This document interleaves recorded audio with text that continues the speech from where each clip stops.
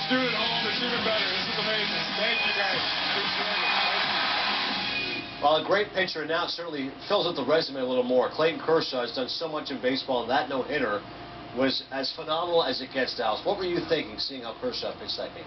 I'm thinking about a guy who is starting to transcend the game of baseball. When you think about the face of baseball, we talk about Mike Trout, superhuman, Mickey Mantle 2.0. But very rarely do you think about a guy on the mound who's able to represent exactly what we want our game to represent in the world. And we talk about all of the success he has on the mound, his devastating curveball, his tremendous fastball, his ability to compete, the fiery passion he has.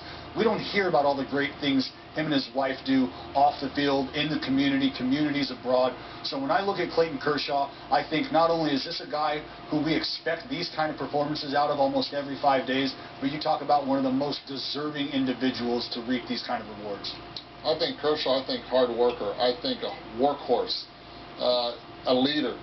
And when you talk to his teammates, that's exactly what they say about him. And the biggest thing is he's won 2 Cy Youngs, 2 ERA championships. But even better than that, you know what he's done? He went and developed that slider even better. He wants to get better. When you have a player that has already done that and has been able to then get his contract and still want to get better, oh my, he wants a world championship. And that leader like that is what you want on the bump. With as nasty as he is, hitters cannot figure him out. This was a Colorado team that has faced him before and looked like they had never seen him at all.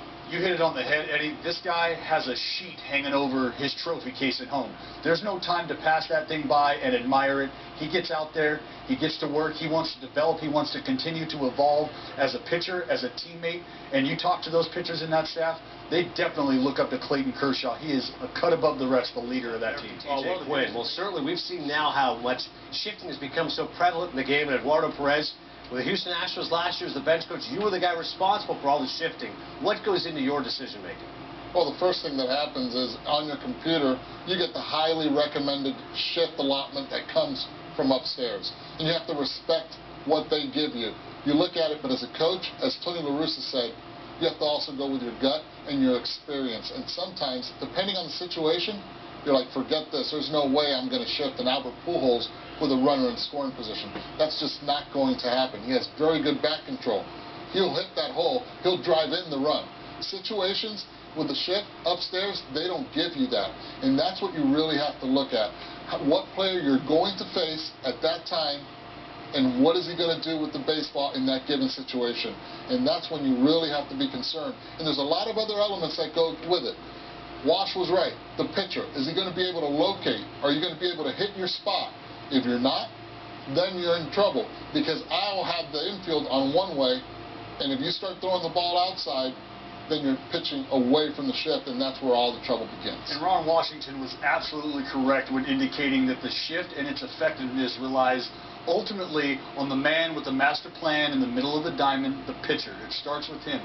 And as you had just alluded to, Eddie, if he's not able to command and he's not able to execute, you pretty much render the shift completely useless. So as a pitcher, you have to be cognizant of how this defense is set up in order to get these guys out based on you executing. If you're not comfortable with the idea, well, there's a quick way to solve that.